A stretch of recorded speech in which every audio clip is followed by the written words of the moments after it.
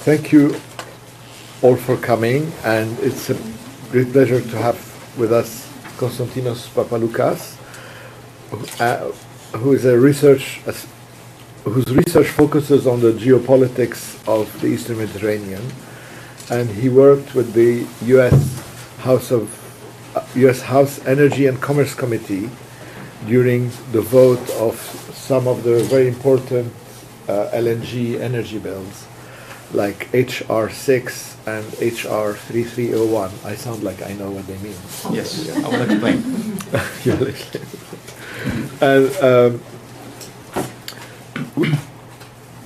And prior to, and so you're now at Harvard at the Belfer Center. At the Belfer Center. And prior to Harvard, Konstantinos was leading a consulting engineering company working on private and public infrastructure, mainly in southeastern Europe. He holds a master in public administration from the Harvard Kennedy School of Government, and also a master in engineering and business from Aristotle University in Thessaloniki and the University of Cyprus. And he's now, of course, an associate researcher with the Environment and Natural Resources program at Harvard. And we're very happy to have this occasion, especially in collaboration with the Center for International Environment and Resource Policy at Fletcher. We've been discussing with the Center joint projects on the Levant Basin in particular, which is of great interest to the Fares Center. And I also would like to thank Julia Leivik, who is my professor on these things, and for also organizing this. Oh, and Elizabeth, of course. And hashtag Twitter. Oh yeah, if you're anyone who's tweeting, please use the hashtag FC event.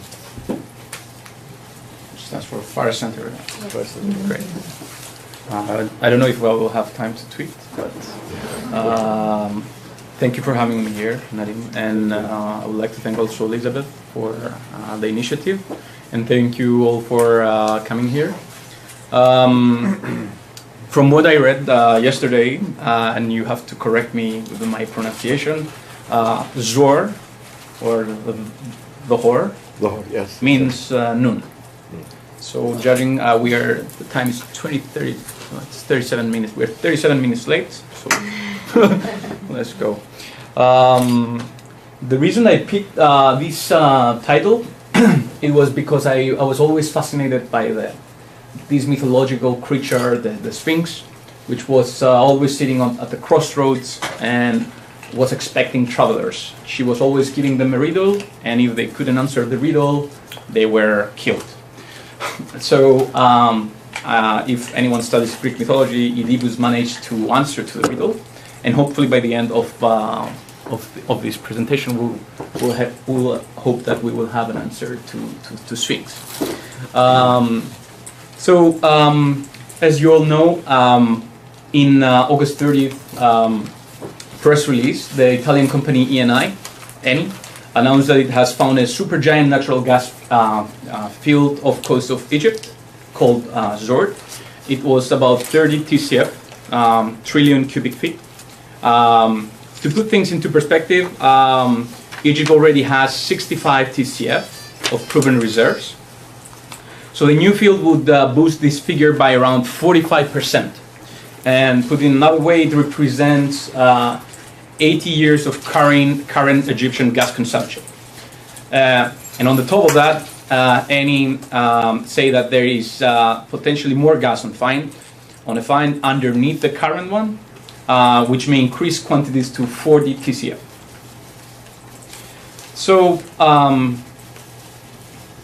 the overview of this presentation, first of all, I'll talk about the history of Zohr, Eni's and Egypt's different views, the LNG export terminals, the one in Damietta and Aidku, the Mistrals for anybody who has a security background, the two ships from France that were supposed to be delivered to Russia, and they ended up to Egypt. The view of other players of the region, and the forming of regional alliances in the Isthmus, which probably will lead to this platform that we were discussing about before. Also the challenges of the international companies operating in the Isthmus, and then hopefully we'll get to an answer to the riddle and save the day. For those who are not familiar with the Eastern Mediterranean, oil and gas developments, in March 2010, the United States Geological Survey estimated about 122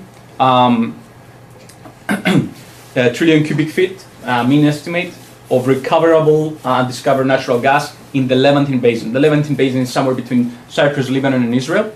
And also, he gave an estimation of 223 trillion cubic feet of undiscovered natural gas in the Nile Delta Basin, which is somewhere between Cyprus, Egypt, and Crete.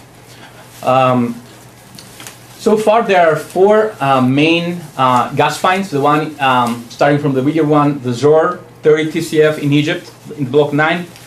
Then we have the two Israeli gas finds, the one in Leviathan, 22 TCF, and Tamar, 10 TCF, which is actually connected to Israel with a pipeline. It is responsible for 60% of the electricity generation of Israel today. And the fourth one is Aphrodite, which is in Block 12 in Cyprus, in the Cypriot Economic Exclusion Zone. All those together with mud flow volcanoes that they are identified south of Crete, and other targets similar to Zohr, and those are represented with the green dot, are making a very good case for the oil and gas world in the Eastern Mediterranean, or the way Eastmed was called Near East a couple of decades ago. So let's go to the history of Zohr. In 1999, there was a PSA agreement with Shell. Just for the people who don't have the background on the agreements between companies, and we have production sharing agreements, royalties agreements, and service agreements. So if you see the Nemet block, and if we compare it with Zohr, we can see that it overlaps, and actually Nemet is around 8 to 9 times bigger than the current blocks. If you are wondering why, the reason is that back in 1999, the technology was in deep water and ultra deep water, entailed a significant risk for the companies. In order to attract them for investments, you wanted to make very lucrative terms, etc. So after 10 years of with 9 exploration wells, dry wells, and massive 2-dimensional and 3-dimensional seismic campaign, the largest in the history of Shell, Shell decided to relinquish the Northeast Mediterranean, the Med concession, and that led to new rounds. This is the 2008, the 2012, the 2013 and 15. They have been consistent with the colors from 2012 and onwards. However, they have been using the same numbers and making it very, very confusing sometimes for the people like us that were trying to connect the dots. So let's go to this slide here.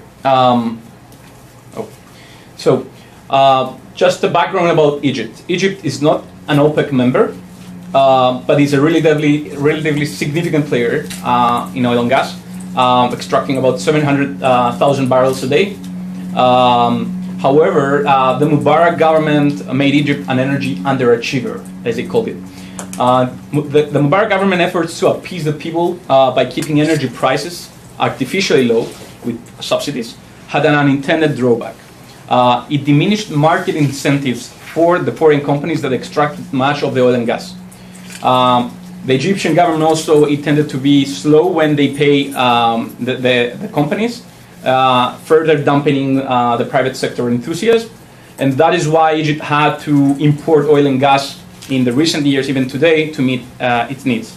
So a major hurdle in Egypt of last years was the refusal of foreign companies to invest until the state has paid back its outstanding debt for oil products. So what the government Sisi of President Sisi did, who took power in 2013, tried to fix the problem by raising domestic fuel prices and by cutting its back payment to oil companies by about a half, less than $3 billion.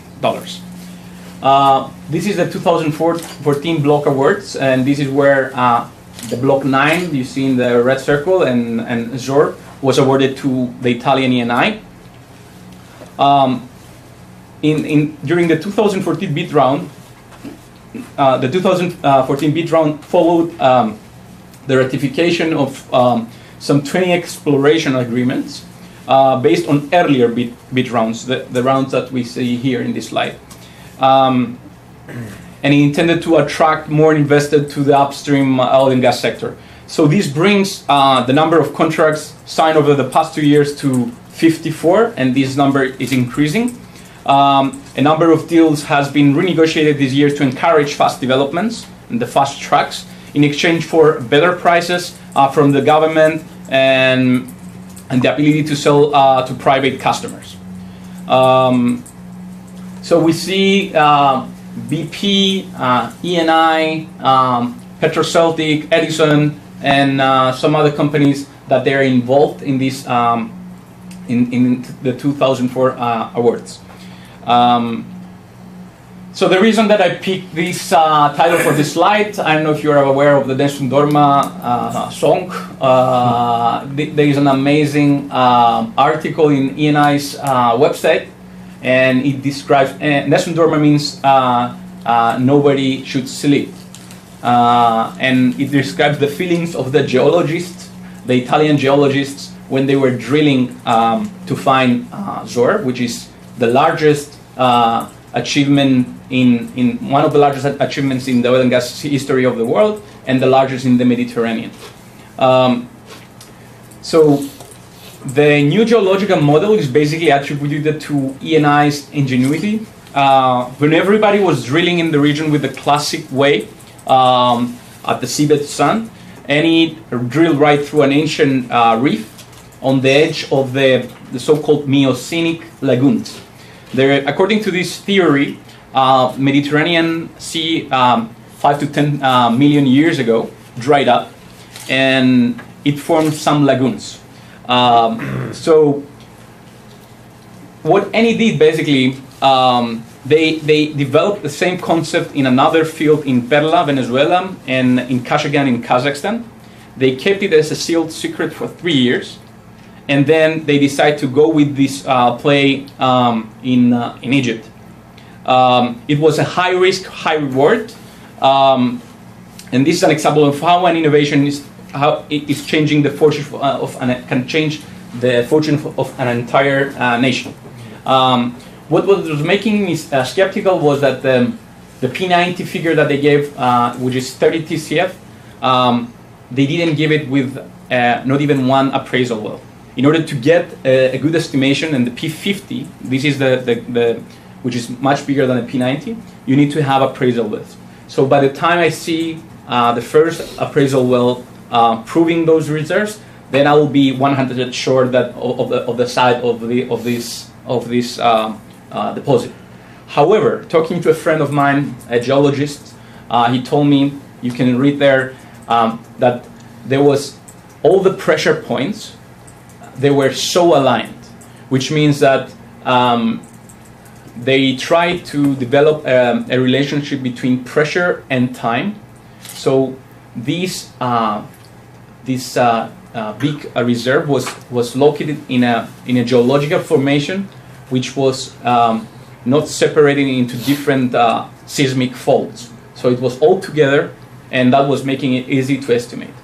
However, we need to wait until February to have the official numbers. So let's go to ENI's CEO, who was recently asked, is that a great discovery in the wrong time? And the question is, why wrong time? Because of the low prices of oil and the low prices of gas, because of the oil link contracts. His answer was quite political. He says it's a great discovery and at the right moment for Eni, the right moment for Egypt, and for the Mediterranean and the stability in the region. So the answer to this question is no. We are happy with this deal because the gas will be mainly for the domestic market. It has already been negotiated, so it's decoupled from the oil market. The other important thing, which is the last point, is that the development cost will not be very expensive. They have a platform already, a FPSO, and an LNG plant that we will discuss later about it. So the time to market is really good. So what they will need to raise money for is basically the drilling, which is not very expensive. And expects to invest between 6 to 10 billion to develop Zohr, and according to the Scalzi, it will be covered by Eni's equity. So now let's go back to the Egyptian view post-Zohr. Of course, fireworks, and yes, we are saved, and they gave actually after the P90 without any appraisal well, they gave the CEO of IGAS spoke about the P50 of 60 TCF, comparing to Eni's P90 30 TCF. And then the energy minister Tarek El Molla, who is the successor of the current prime minister Ismail, said that he expects to stop importing LNG by 2020. He hopes to begin production earlier than announced, 2017. And also, a very important thing is the approval of a gas regulatory agency. Just to go back and say why Ismail went directly to, he was given a prime minister position in the last cabinet. So in July, last July, the oil ministry raised the price paid for gas for Eni to a maximum of $5.88 for every million BTUs, the British thermal units, and a minimum of 4, comparing to the earlier 2.65. It then cut a similar deal with the British gas. The British gas is the owner of the other LNG terminal. So he revived the sector, and that's why he ended up becoming a prime minister. The last point on the approval of the gas regulatory agency, it's very important because it allows private companies to import and sell their own gas. With a big new supply of gas coming to Egypt now, Egypt will stop burning oil, and probably the 2 LNG plants that they are now idle, they will be able to start exporting again. So those are the 2 LNG plants which remain idle. The one on the west is I.P.A LNG, which is the bigger one, and it has 2 trains. It's very close to Alexandria. And the other one is Damietta, which is with 1 train. I.P.A LNG belongs mainly to British Gas. Damietta belongs to UFC, but UFC, Eni has a share of 80% in the UFC company, the Unión Fenosa. It's a Spanish company. 80% to Eni, 20% to IGAS. So 5 years ago, Egypt was rapidly becoming a leading LNG exporter.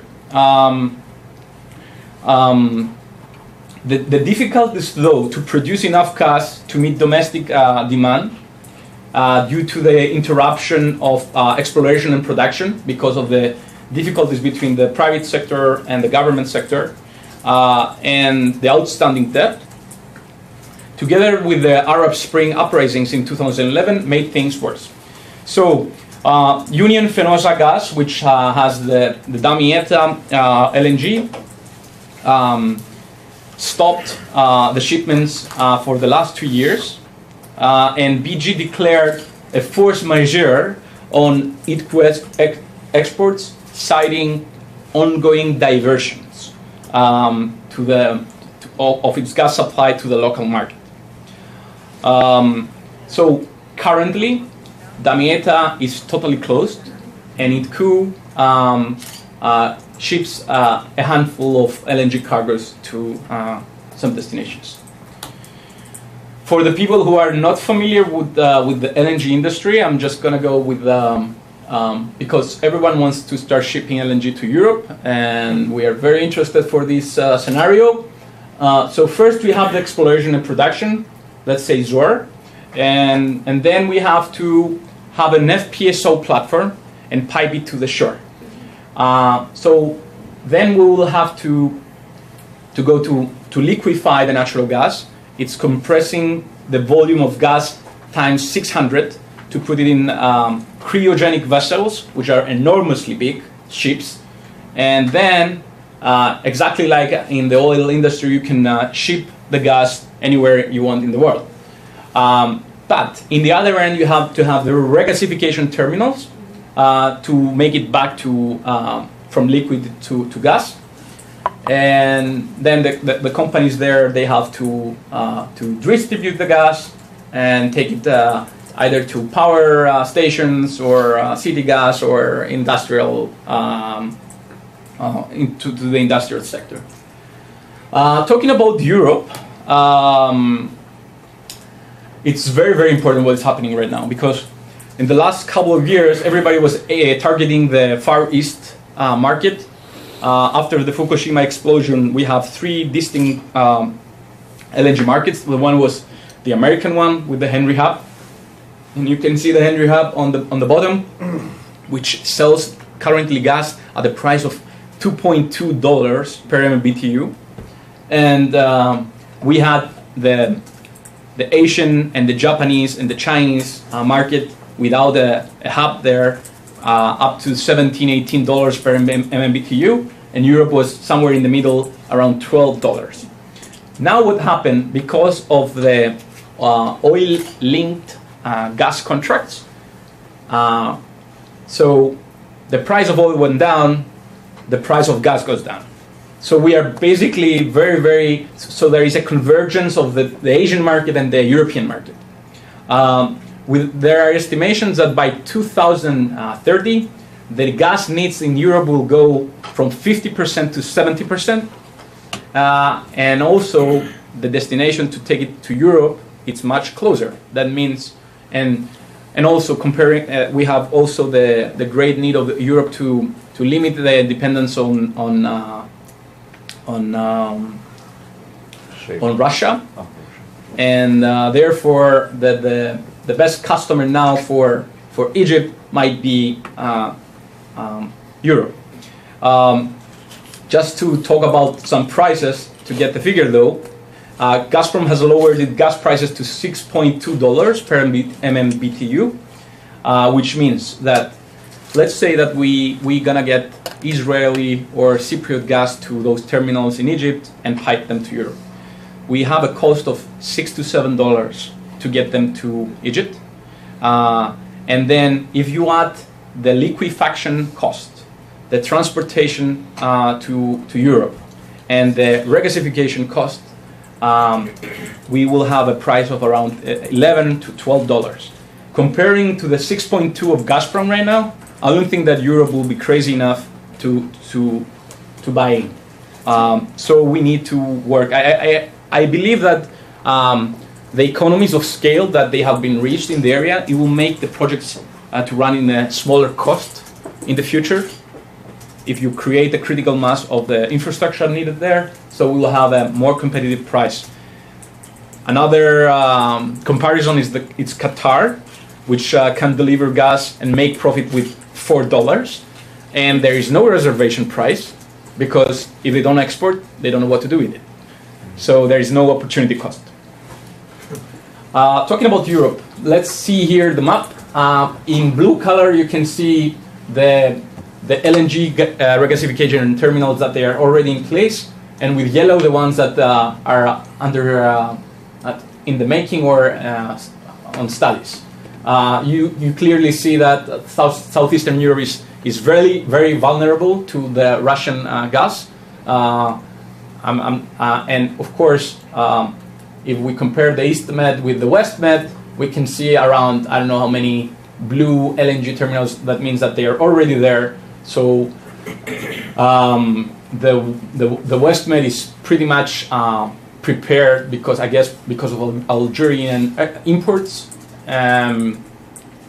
So the problem here, the European Union and through the energy union policy and the 3 energy packages is to create the necessary infrastructure to move this gas and take it to the vulnerable regions of Europe. But the numbers say that it's much better to build regasification terminals where the needs are bigger than pipe them from Iberia, let's say, to Poland or, I don't know, East or Southeastern Europe. So let's move to Egypt, because talking about regasification terminals, Europe is not the only one in need for imports. Egypt has to create electricity using oil and gas. 88% of the electricity energy mix is mainly attributed to oil and gas, and somewhat 68.5% to gas. So according to the minister, he said that by 2020 we will be totally self-sufficient in gas, and they will mainly focus to export gas. So we have to also note here that according to IFC, the Chinese are heavily investing in Egypt right now on coal. So in the coming years, I'm expecting to see somehow 20% coal, not very good news for their environmentalists, in the energy mix of Egypt, and 10% of renewable energy, solar and wind. There is a very good wind potential in Sinai Peninsula. Okay, and let's go to those 2 vessels here, which are the floating import terminals. Those 2 ships basically were chosen rather than to have an onshore LNG terminal, while there is also a third one, which is expected to follow end of 2016. They have been contracted for 5 years, which means that they are still counting the 2020 date, and they are somewhere here. Both Hoek Galant and BW are located in Ain Sokna. I don't know if I'm pronouncing it right, which is basically the main port of Cairo, 55 kilometers south of the Suez Canal. On the east, you can see also in Aqaba port in Jordan that there is another FSRU, which is again the offshore regasification terminal, which has been contracted for 10 years. Therefore, both countries have opted for FSRUs rather than land-based terminals, because the land terminals are susceptible to sabotage compared with offshore solutions. These had discouraged Egypt and Jordan, which have suffered pipeline sabotage in the previous years. So I don't know if there is any people here with security background. Yes. So I don't know if you're following the case with the French Mistrals. That was the case with when France should have delivered to Russia those 2 ships. Those ships ended up to go to Egypt, and there are 3 really good reasons for that. First, Washington was pressing France to cancel the Mistral deal because of the Russian aggression in Ukraine. The final bill that France has to pay back to Russia is $2.6 billion versus the original 1.2 that Russia would pay to France. Plus that Russia will sell to Egypt now the equipment and the helicopters that produced for those 2 ships. The second reason is that U.S. chose to cut off the annual $1 billion military aid to Egypt. So Egypt decided to diversify its arms imports, and the Iranian P5+1 nuclear deal, which is, I believe, the number 1 reason, has altered the balance in the Middle East. and Riyadh is seeking Egypt's manpower capabilities. I remember last year I was in the World Future Energy Summit in the UAE, and we had a crazy mix of keynote speakers. It was President Sisi, Al Gore, and the president of Iceland, Olafur Grimsson. Yes. And I remember that Sisi, that time he was asking that any security threat in the Gulf is a security threat for Egypt. And I was like, how? And now we know the answer, because following the money, it's pretty sure that the Saudis paid about those 2 ships. But according to my sources from the World Bank, no gifts are predicted in the near future. They have huge problems with the current oil price. And I think that they have to look what to do with their sovereign wealth funds. So I don't think that we will see gifts in the coming future. So, Mistrals, check. Are they gas related? First, let me say first that the Mistrals have very crazy possibilities, because they are carrying 45 helicopters, 40 tanks, 70 vehicles carrying personnel, and 900 troops. So it's a projection of force by the sea. The second reason, which is making it very gas related, is the show the flag, coming from the gunboat diplomacy, which means that if you want to show authoritative presence in your economic exclusive zone, so if any other vessel comes there, you just project your force and establish the rules. The third one is the Go-Plat operations. Those were famous during the war in Iraq in 2003, where the American forces used those operations. The Iraqi forces were destroying all the oil facilities and the oil terminals, the 2 oil terminals, and I think they were using a specific kind of bullets so they don't explode, blah, blah, blah. But something which is often neglected, and it's very, very important, is that if you want to attract investment and you want to have foreign oil and gas companies coming, when they go to raise money, they are asked about the insurance.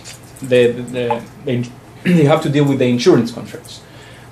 So if the country provides the necessary support by demonstrating that they really invest in their security, the leverage terms are much more are better and significantly less. So it's easier for companies to raise capital. So that was the first part of my presentation. Now we'll go to the players of.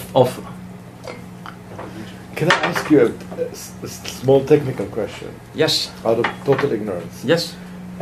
How flexible is production? Meaning, once you're producing, can you decrease and increase at will, like with oil, or is it less elastic?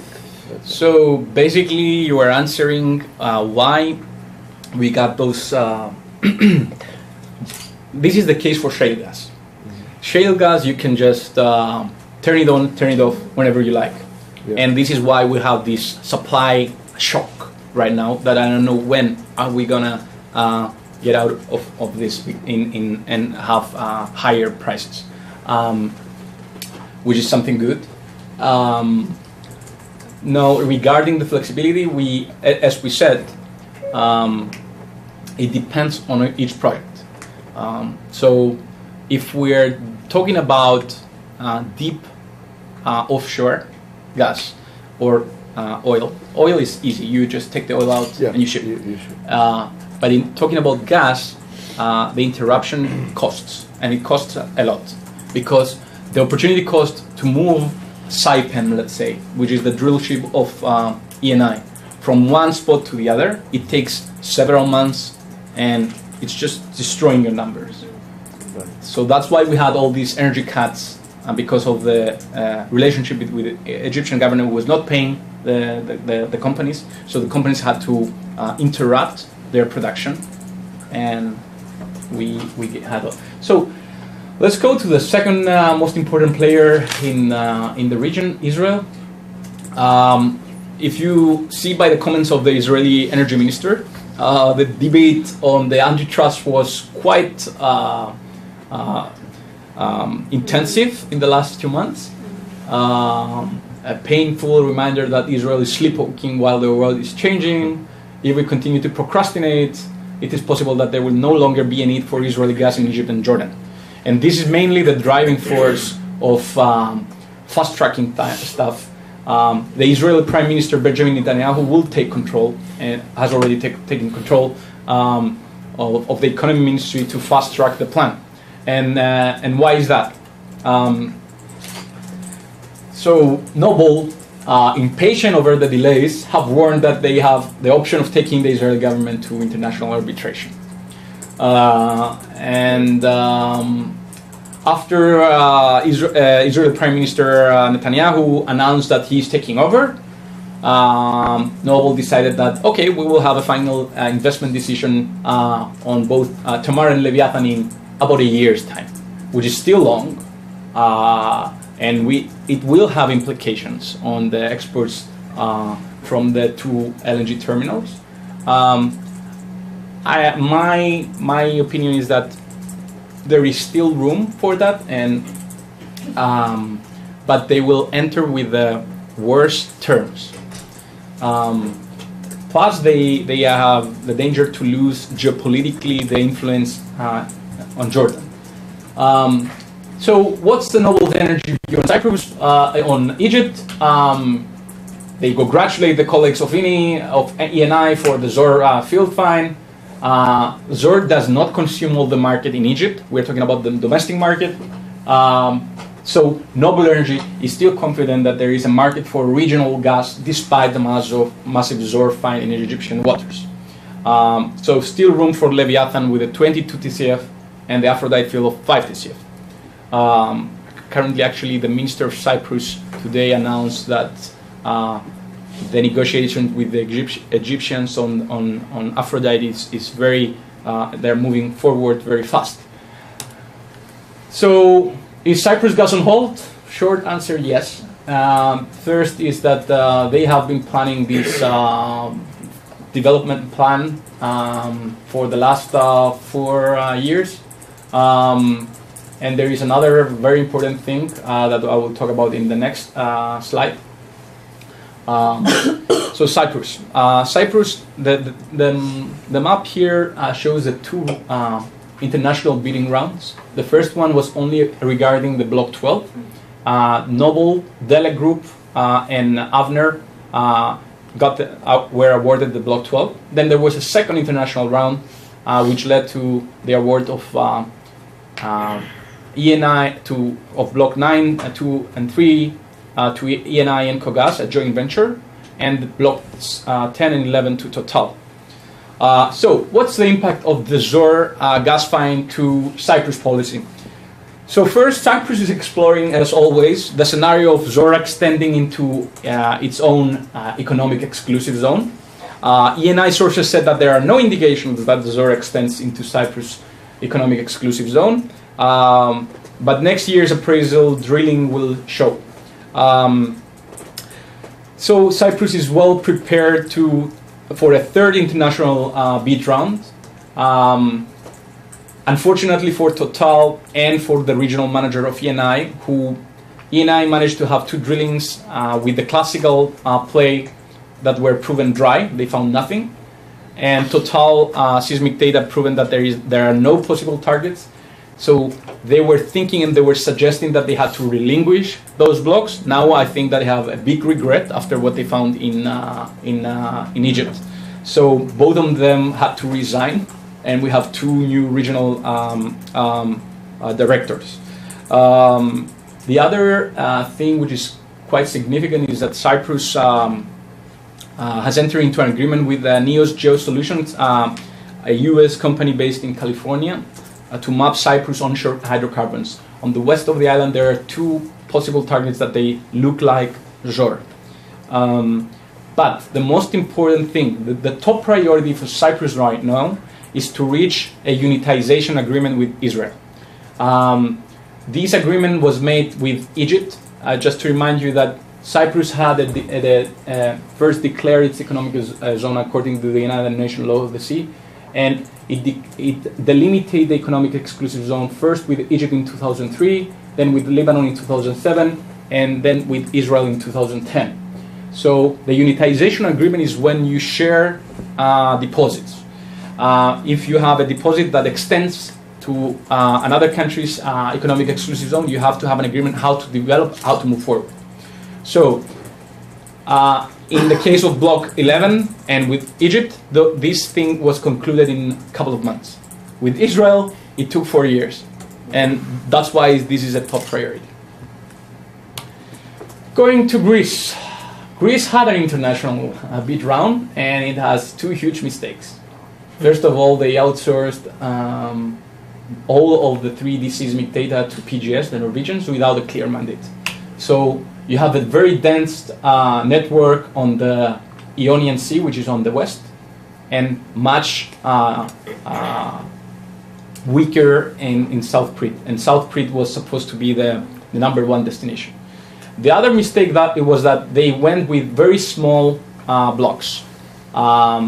So what they suggest right now, that the policymakers, that they separate the 2 areas. They're 2 different areas, and they will go with bigger blocks. There is an interest in the coming round. In the first round, there was interest by Total, Edison, and the Petro-Celtic, along with some 2 Greek companies. Exxon, for example, which went to the ministry, they said this is too small for us. But the Greece is keeping an eye on Zohr gas finds because they are very interested to import gas. There is a regasification terminal in Revithousa, in a small island close to Athens, and there is one more, which is a joint venture between a United States company and a Greek company on the north. There is a project which is supported by the European Union to bring gas from the northern Greece to Bulgaria and Romania. It's called the IGB, which is an interconnected Greece-Bulgaria, and it will be a very good customer for the Egyptian gas. Lebanon's view. And I was hoping to, So there has been a stagnation here. There are 10 blocks. There is a dispute between Lebanon and Israel. There was the U.S. energy diplomacy was very active there. They were trying to limit the disputed area from 900 square kilometers to 300 square kilometers. The Lebanese said no. But they moved with Minister Basel moved with covering 80% of the economic exclusive zone of Lebanon without covering the disputed areas. Everything was moving forward, and then Prime Minister Mikadi had to resign, and since that time, everything has stopped. But Lebanon, because everything is connected with each other, is very important for Cyprus. Cyprus was having plans to have its own onshore LNG terminal. So in case there are gas finds in Lebanon, we might have a 3rd LNG terminal in the region, a brand new one, a greenfield project. Sorry, you said onshore or offshore? Onshore. There is also a scenario of a floating LNG, which is still expensive. The first one will be Prelude of Shell in Australia. That's another case. Turkey's view, blurry. Why? Because rest of the players in the region are moving. Turkey is a regional rival of Egypt, as Ankara still supports the Muslim Brotherhood in Egypt, which is completely opposite with President Sisi. So Turkey had those aspirations of becoming a regional gas hub. I don't see that happening for the following reasons. Turkey will become merely, in my opinion, a transit country for TANAP, which brings Shah Deniz gas from Caspian Sea and Azerbaijan to Turkey, and possibly Turk Stream. To become a hub, Turkey needs gas-on-gas competition, and its badly regulated energy sector with the state-owned BOTAŞ as a protagonist without any liberalization agenda, it doesn't make the case very realistic. So Shah Deniz is expected to come to TANAP. Possibly Russian gas will finally go to Turkey. Now with the Nord Stream 2 scenario in the Baltic Sea, I see that it will be downgraded to a 32 BCM pipeline from 50 BCM pipeline. Iranian gas, I don't think that is coming to Turkey, it's going to India instead. Turkmeni gas, I don't see it coming I don't see that happening in the near future because of Russia and the Caspian politics. So a transit country, Turkey, will remain important and maintain a geographic monopoly by extracting rents and monetizing its very strategic position vis-a-vis the Russians and the Europeans, but won't become a hub. What about Kurdish and Iraqi? The Kurdish are exporting oil to what's the name? Ceyhan. Yeah. I never pronounced it right. There are some thoughts of exporting gas to Turkey, so that means that more gas will come. Now we have to wait and see where all this thing is going. I believe that there is also interest for a pipeline going to Syria, not now, later. Next week. Yes. So I have a question. Yes. So why is Egypt even bothering with supplying to Europe? I understand the distances are shorter. Yes. But aren't India and China bigger markets?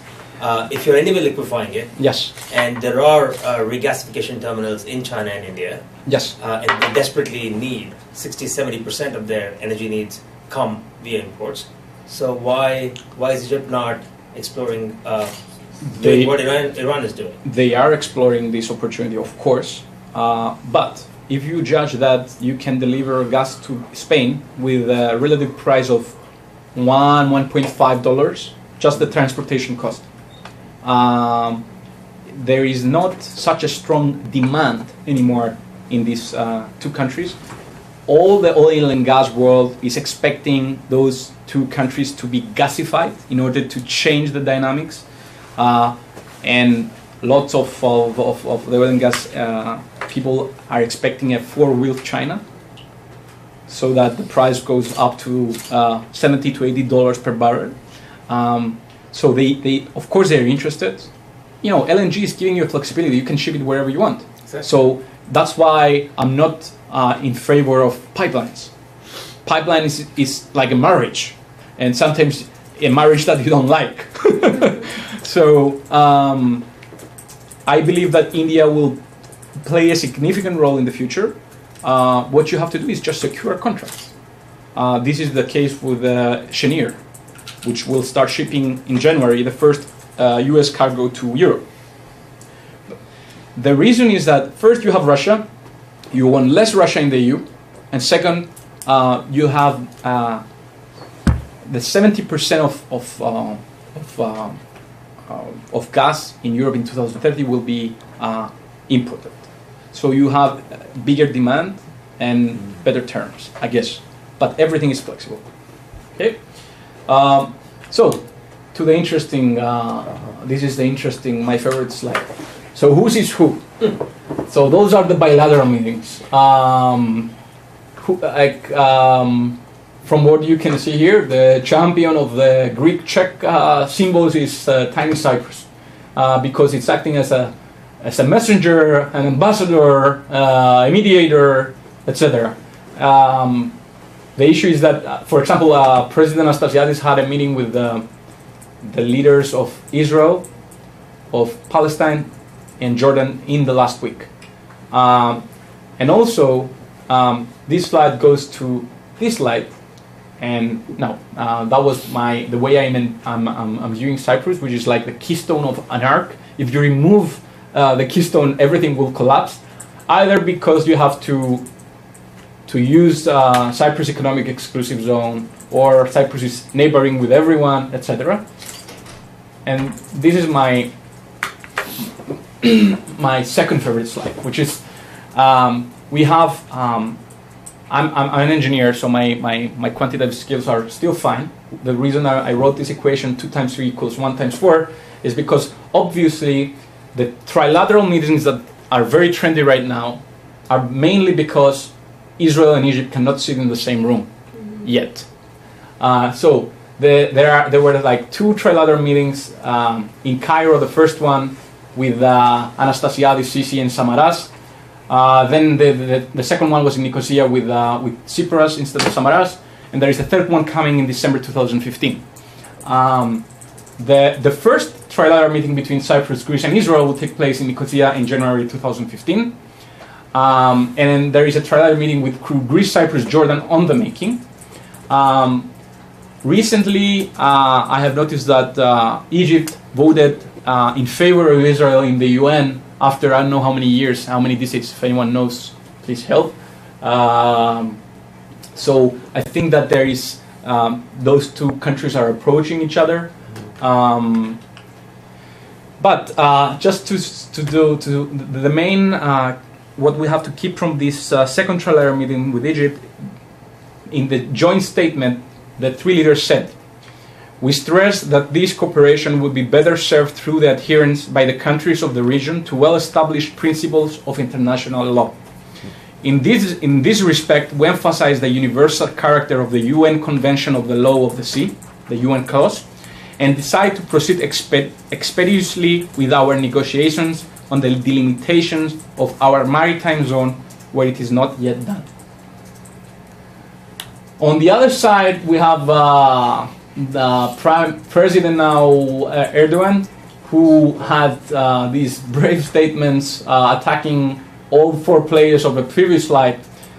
The first one was no reconciliation with Israel until the end of the Gaza embargo, February 2014. Second, Morsi, not Sisi, is the president of Egypt, Bosnia, May 2015. There is no country named Cyprus, November 2013. And in 2010, oil and natural gas exploration conducted by Turkey in the Aegean Sea is not provocative, as alleged by Greece. Turkey and Greece should engage in joint investments on both the national and international levels. Actually, Prime Minister Tsipras now is in Turkey. They watched the football game last night, Turkey against Greece. The score was 0-0, so I don't know what that's supposed to be. More important than Mykonos and Santorini for the oil and gas sector is the island of Castellorizo. This complex it's located down there, and it's mainly 3 islands. And why these islands is important? Because it has a significant part in the delimitation of the economic exclusive zones. According to the United Nations Convention Law of the Sea, first the countries should declare their economic exclusive zone unilaterally with coordinates, and then proceed with delimitation with the neighboring countries.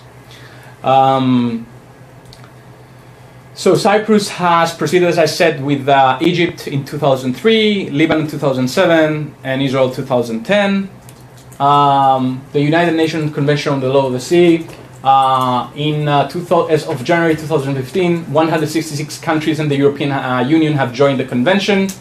An additional 14 UN member states have signed but not ratified the convention, US included, for several reasons. But I believe that the Arctic and the South China Sea will be very interesting, and I think that they will fast track this.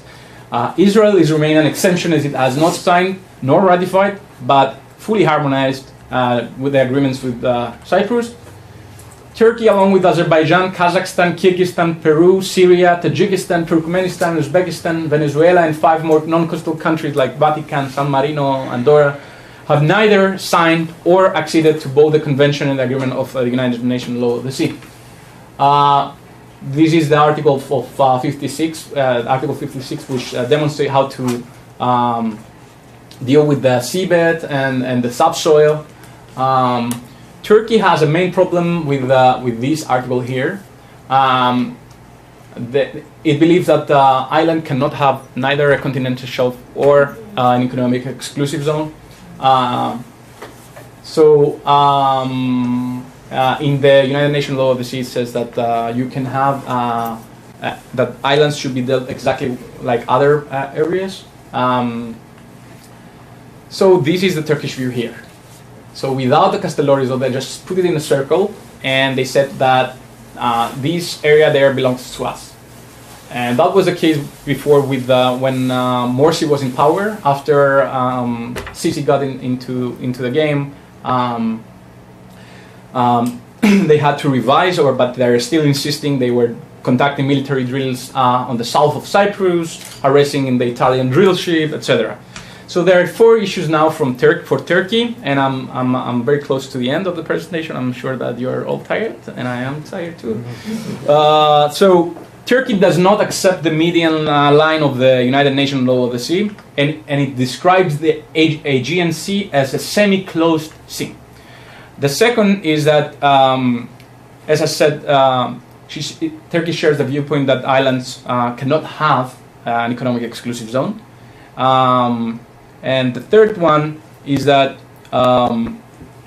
if Israel, Cyprus, and Greece decide to lay a pipeline, they have to get there okay. The answer to this is first the oxymoron of the Black Sea, where Turkey has used the median line when it had to deal with the former Soviet Union and Bulgaria and Romania. And the funny thing is that they have been calling Aegean as a closed sea. So if Aegean is a closed sea, Black Sea is double closed. And the other one with the continental shelf and the pipeline, the Article 79 says that all states are entitled to lay submarine cables and pipelines on the continental shelf in accordance with the provision of this article.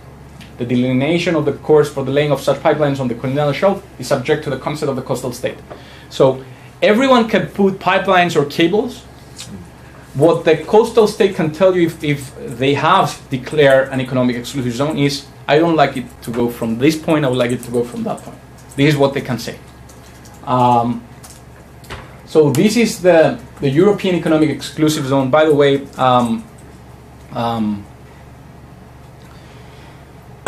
sorry, the European Union, the European Parliament called on Turkey to sign the United Nations Convention Law of the Sea, adopting the Commission's annual report on paving the ground for the EU-Turkey accession negotiations in 2012, 2013, 2014.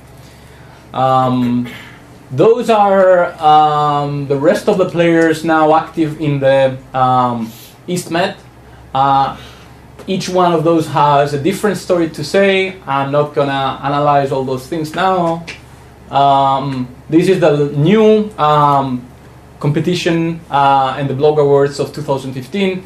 E&I got 3 more blocks, and BP got a couple of more concessions.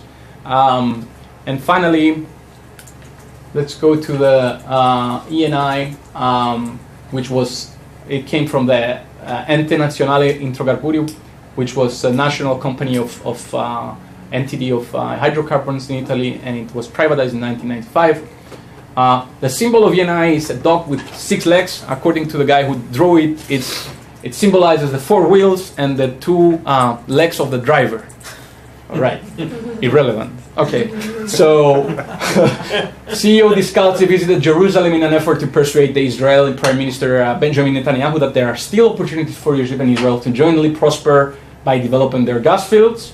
He envisions Israel and Egypt eventually collaborating in exporting gas to Europe and other parts of the world like India or China, perhaps in the form of LNG. He knows that nearby Cyprus, where another offshore gas field has been found, might be another candidate for a regional partnership. So, the Zohr field has created a big opportunity, according to Mr. Descalzi. We can make a big Eastern Mediterranean hub. So let's see if we manage to answer the riddle that Sphinx gave to Oedipus. I had just changed the 4 to 6. What is the creature that walks on 6 legs in the morning, 2 legs at noon, Zohr, and 3 in the evening? And I guess that would be a third LNG terminal. Can be either FLNG or Cyprus, and the answer is the East met hub. Thank you.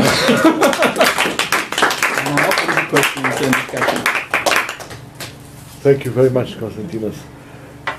I have another technical question. It's all about control of prices, and